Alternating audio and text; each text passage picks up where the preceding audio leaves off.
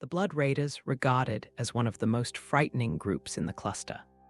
Second, in most people's eyes, only to the never-ending scourge of Sansha's nation, the Blood Raider Covenant has gained a reputation as one of the most savage forces an individual can cross paths within New Eden. It is a particularly well-known sect of an ancient cult by the name of Sani Sabik, which literally translates to blood seed. Under the leadership of the legendary Sabik priest Omir Sarikusa, they have made their way into the minds of the general populace as perennial bogeymen, people of tainted minds and ghastly appetites. The Sani Sabik cult first appeared thousands of years ago on Amarr Prime as a schismatic sect of the Amarrian faith, long before the advent of space travel. This sect's guiding belief was that some people were born for greatness, and other people lived only to breed and serve these exalted few. To this, they added the obsession with eternal life that permeates the upper tiers of the Amarrian elite, and the result was a cult so pervasive and destructive that Amarrian religious authorities immediately stamped down on it. Depleted but not defeated, the sect lived on in the shadows, every so often mutating itself anew. Today, the cult exists in a multitude of independent sects throughout the Amarr Empire, with some even having moved their business to other empires or out into neutral space. At some undocumented point in their history, the Sani Sabik began using blood in their rituals, and though each of the different sects of the cult varies in their rituals and doctrine, blood is always the focal point of their search for immortality. A few sects have taken blooding, as they call the draining of blood from a body, to new heights. Rumors exist of blood farms, where people are kept against their will, their blood regularly harvested. Other stories tell of sects that engage in necrophilic and even cannibalistic activities. As little is known of the inner workings of most of the sects, it is difficult to say whether these stories are true or just urban legends. Before Omir Sarikusa took leadership of the Covenant, the sect was already infamous for killing children, who were considered to have purer blood. Omir added to this practice by beginning to target those who were clones, believing their blood better suited for their arcane blood rituals. In their search for cloned people, Omir's sect has taken to space. In the time since, their frequent attacks on passenger ships and other space vessels have made them feared and hated across the entire cluster. While the fact that they originated within the Amarr Empire is still a sore point for the Amarr, and rarely brought up in conversation, the Covenant does not return the Amarr's hatred. Instead, they are inclined to view them as believers who have been led astray, faithful who could realize their true potential if they could only accept the true, uncompromising, and savage nature of their own faith. The fact is that the Sani Sabik doctrine still shares a substantial number of beliefs with the Amarrian faith. It simply applies a different approach, paying particular attention to a number of scriptural passages that the Amarr would just as soon gloss over. Under Sarikusa's rule, the Blood Raiders went from targeting children for their blooding rights to targeting cloned individuals. Because so many pod pilots are clones, the Blood Raiders have begun piracy in order to capture them. They are utterly ruthless in obtaining the precious red, regularly boarding other spacecraft and abducting all aboard. Some sects prefer to process their donors aboard the captured ships instead. They refer to the Sisters of Eve as little hunters and often follow their movements to be directed towards the nearest disaster. From their base in Delve, they launch lightning raiding parties and surprisingly well-coordinated incursions deep into Empire space in pursuit of their goals. During Dochuta Karsoth's corrupt rule of the Amarr Empire, he was in contact with the raiders and employed them for various illicit projects. Karsoth apparently approved of raider philosophy to the point that he sent them various Amarr emissaries, including Anta. Following Jamal I's return, Karsoth fled to the Blood Raiders and hid among them. He was later recaptured by the Amarr Empire. The Blood Raiders were both terrified and enraged by the return of Jamal Sarum, and vexed that their dealings with Chamberlain Karsoth did not come to fruition.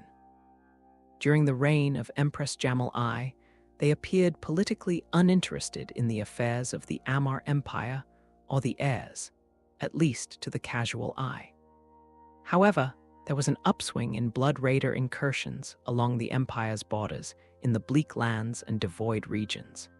Blood is a cornerstone of the Sani Sabik religion, and to them, just as potent as the seal of the imperial family is to the Amarr. It serves several uses among the Sani Sabik, mainly in medical processes that improve quality of life in a myriad of ways. It is also seen as a symbol of good health, strength, and moral endurance against corrosive philosophies. Those who follow the Sabik faith wear necklaces with golden vials. Many adorn their walls with the same golden vials, decorated with silver droplets. It should be noted that, as with many other religiously symbolic items, these icons symbolize not only an entity, but an event. In the Sani Sabik's case, that entity is the blood, which they worship and hold sacred. But they also have an occult appreciation for the act of bloodletting itself. The golden vial around a worshipper's neck is thus a symbol that she will always be safe, because she has a symbolic cache of blood if it should ever be needed. It also reminds the wearer that the blood had to be taken from somebody else. This reinforces to the Sani Sabik that they must always remain vigilant, active, and aggressive in the pursuit and preservation of their faith.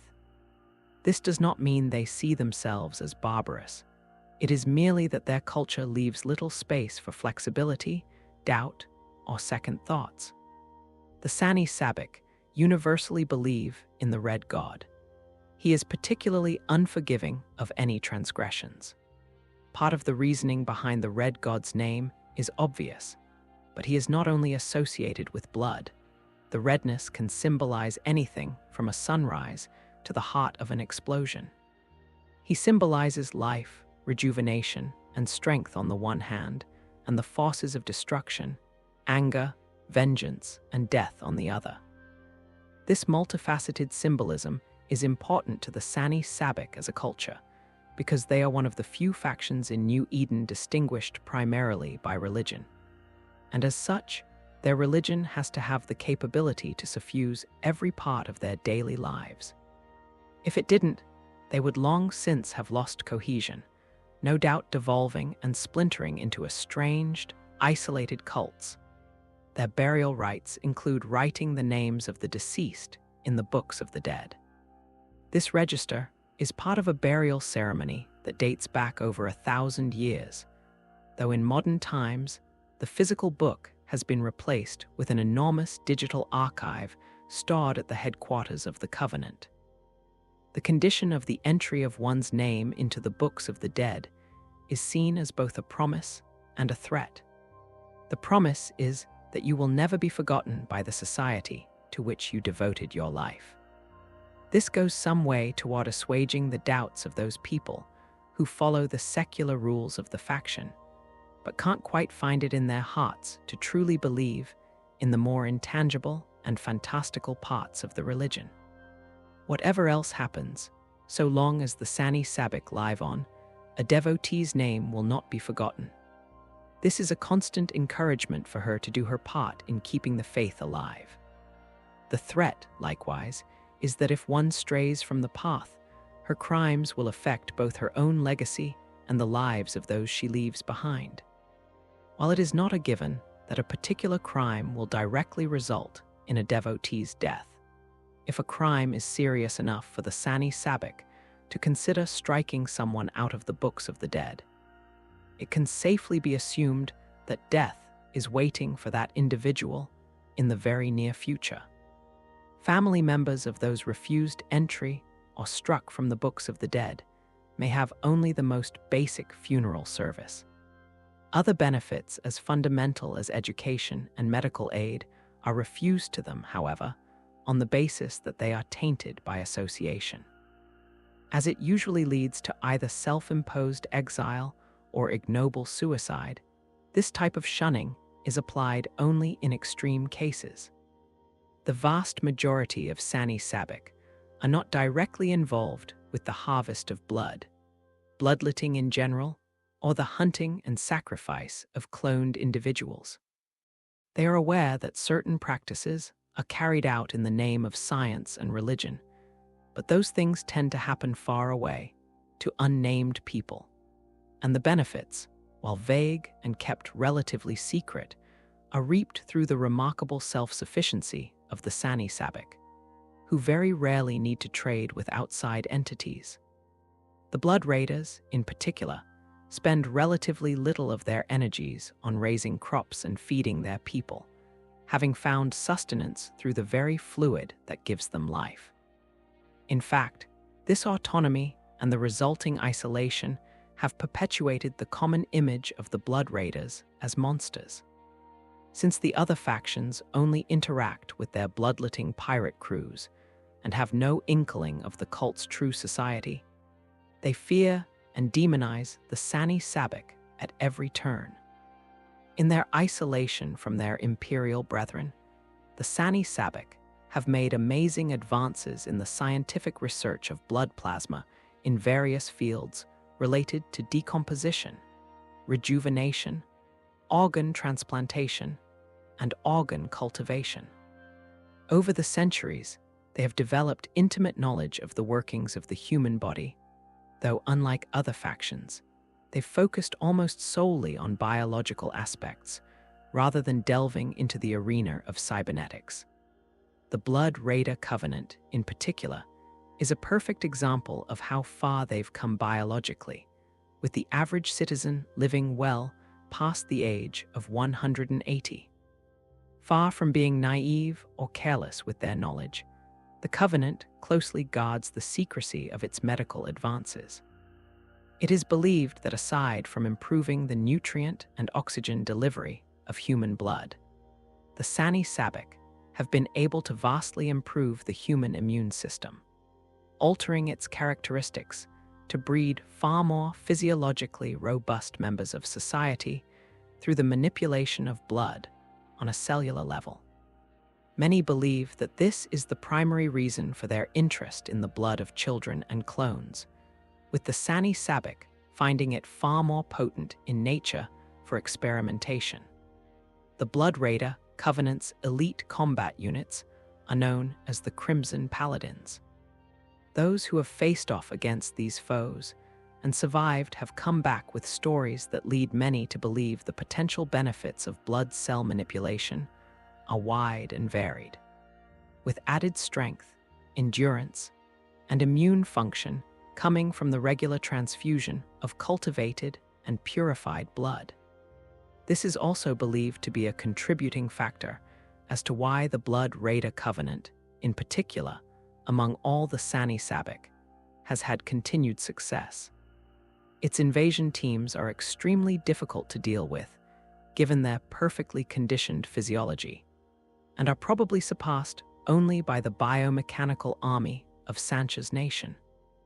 A hardy, self-sufficient people by the very nature of their faith, the Sani Sabik have also made leaps and bounds in optimizing lower-grade blood to provide simple sustenance, using various scientific means of coagulation to mass-produce highly nutritious blood-based foodstuffs for their growing flock.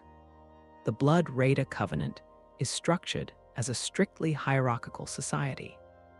Religious tenets and rituals surrounding the use of blood are a part of daily life within the Covenant, having arguably more of an effect on the everyday lives of followers than the Church has in the Amarr Empire.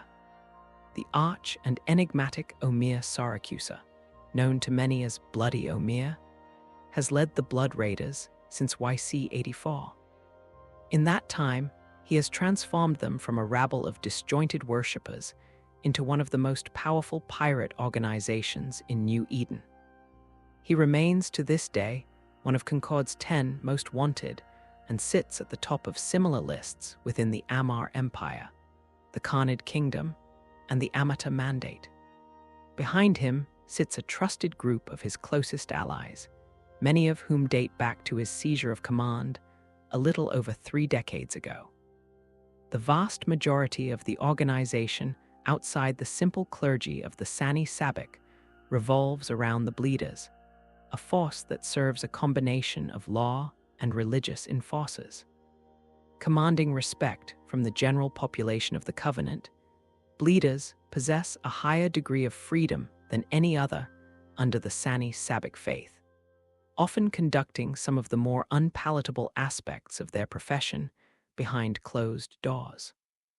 While not a secret police as such, the Bleeders deal with every aspect of life among the Sani Sabik, acting as undertakers, religious advisors, midwives, and priests with an overshadowing presence and quiet dignity about them.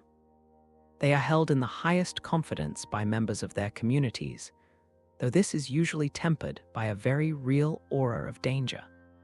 While one may confess his problems and worries to a Bleeder, or even petty sins, one would not be so bold as to reveal the nature of any serious crimes against the faith or another follower, for fear of swift and brutal retribution.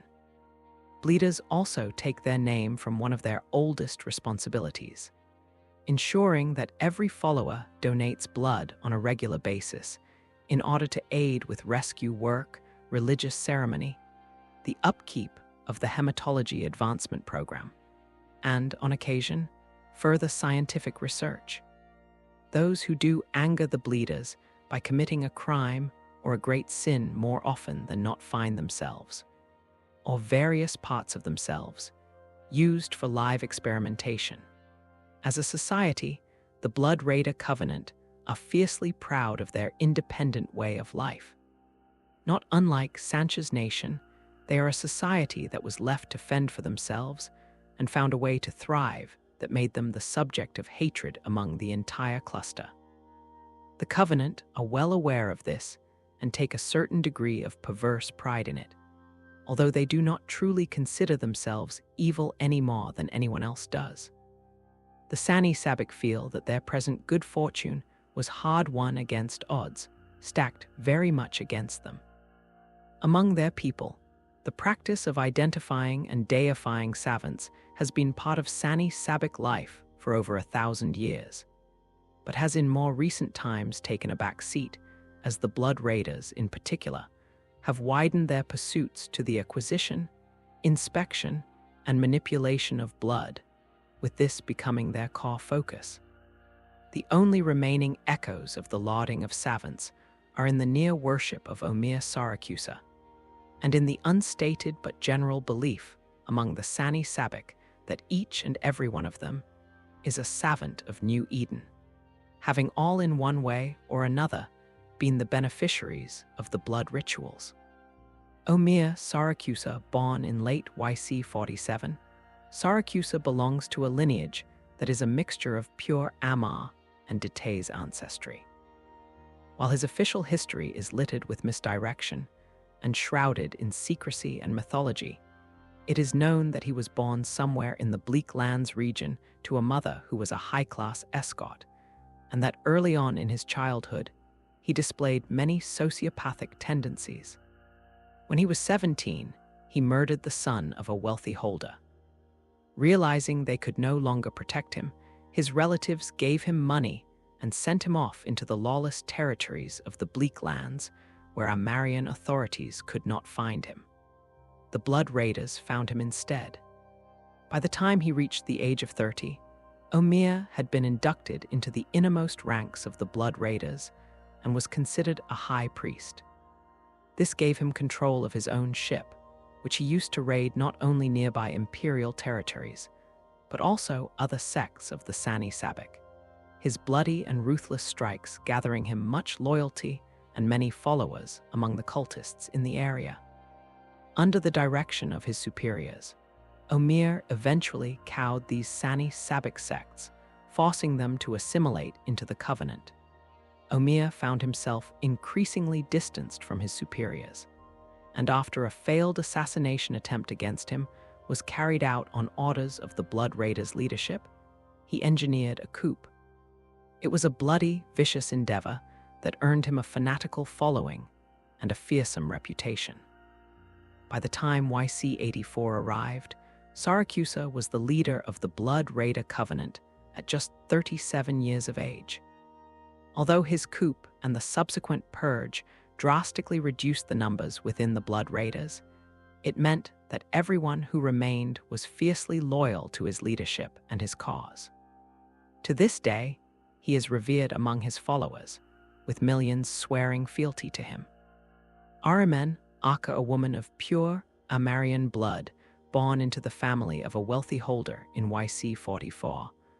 Amarr found herself in the Sani Sabik faith at the young age of 22, swiftly defecting to the Bleak Lands to locate her kin.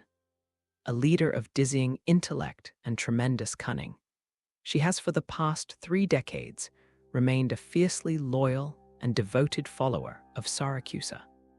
She is charged with the day-to-day military operation of the entire Covenant, ensuring that Sarikusa's will is done. Draclera Merlon, a certified sociopath and psychopath. Merlon was born on Villor Roman 4 a little over 4 decades ago. After her mother died from complications during childbirth, and her father disowned her during her early teenage years due to her increasingly antisocial behavior, Draclera spent much of her early life locked away in a series of mental institutions within the Gallant Federation. After reaching the legal age for release, she ventured across the imperial border in search of the Blood Raider Covenant, vanishing for several years. Upon her re-emergence, during an attack on a federal trade convoy in the system of Kovrin, far outside the Blood Raiders' usual hunting grounds, she was elevated to the Federation's top 10 most wanted list, where she has remained since. Unpredictable, utterly psychotic, and fanatically loyal to the Blood Raiders, she has proven time and time again to be a highly capable pilot who will not hesitate to attack anyone she believes to be a threat to the Covenant. Reza, giant Intaki by blood, but Sabik to his core. Reza was born on the Intaki homeworld in YC-49 and became embroiled in a life of crime from an early age. Part of a prison convoy traveling out of Intaki and destined for Auli Roman 4, Reza was spared slaughter in YC-71 due to his bizarrely pale appearance and extreme height. After being introduced to the Sani Sabik faith, Reza revealed a twisted and highly sadistic streak that earned him the nickname, the Sick Giant. After serving a number of years as a bleeder, he ascended to a position leading internal security operatives for the Blood Raider Covenant. Eventually, after siding with Sarikusa during his coup in YC-84, Reza became the Blood Raider Covenant's head of internal security, the perfect position for a man with such a cruel, machine-like disposition. Terry Namazoth, born on Oris in YC-77 as a member of a minor royal family, Terry was cast out and exiled from her family at the age of 20 for the murder of her cousin during a minor family dispute. Reportedly, she was discovered soaked in crimson, drinking from her deceased relative's slashed throat. She lived in exile on the edge of the Bleak Lands for almost a decade, practicing the Sani Sabik faith in solitude before becoming personally involved with a Blood Raider scout and being indoctrinated into the Blood Raider Covenant a little over a year later. Today, Terry serves as one of the most senior tactical commanders in the Covenant, directly under the command of Omir Sarikusa and Amarr Aka. Described as a brutal, unforgiving commander who takes no prisoners, she is called on by the Covenant whenever an issue requires a hard, swift resolution. The Blood Raiders are a feared faction within New Eden, renowned for their ruthless pursuit of blood for their arcane rituals. Originating as a sect of the ancient Sani Sabik cult, their belief system revolves around the use of blood in their search for immortality. Under the leadership of Omir Sarikusa, who took control through a violent coup, the Blood Raiders have become one of the most feared pirate organizations. They frequently target cloned individuals, believing their blood to be particularly potent for their rituals. Their base of operations is in the Delve region, from where they launch coordinated attacks on passenger ships and other space vessels, abducting those aboard for blood harvesting. The Blood Raiders are known for their advanced biological research, particularly in areas such as decomposition, rejuvenation, and organ transplantation.